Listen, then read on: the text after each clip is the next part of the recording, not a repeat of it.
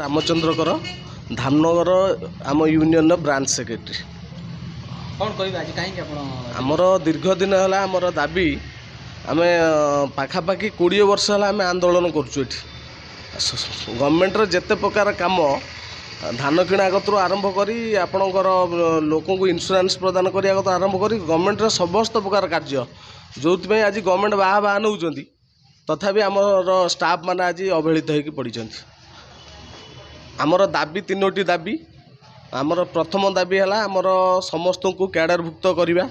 द्वितीय दाबी है आमर डीए 230% सबू वर्गर कर्मचारी पाउला बेले केवल समवाय विभाग कर्मचारी पाऊना से 230% डीए देवा।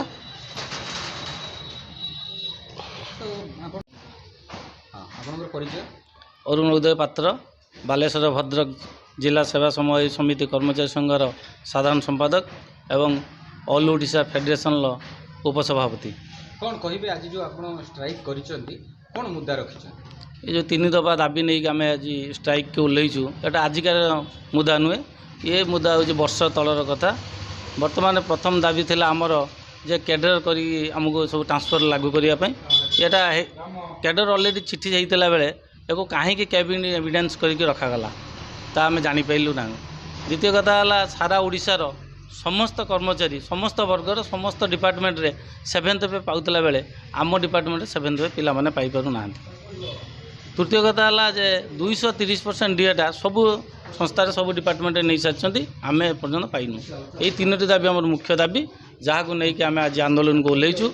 ये आंदोलन आज के 4 दिन है आम धामनगर ब्रांच आरंभ सारा ओडिशा 2708 पैक्स चालू अच्छी। सब पैक्स बर्तमान बंद तालापरी बंद अच्छी। तो कौन चाहते आप बर्तमान जब दाबी पूरण न हुए आम तो दाबी पूरण होगापी तो बसीचु। गत शनिवार दिन आमको आरसीएस ओडिशा डाकी आमर 15 जनिया टीम को कोर कमिटी की आम 15 जनिया कोर कमिटी जाए पहुँची 4टा बेले आलोचना है। आलोचना विफल हबारु आम पुनर्बार पुणी आंदोलन जारी रखापी आम से लेखिकी दे आसचु।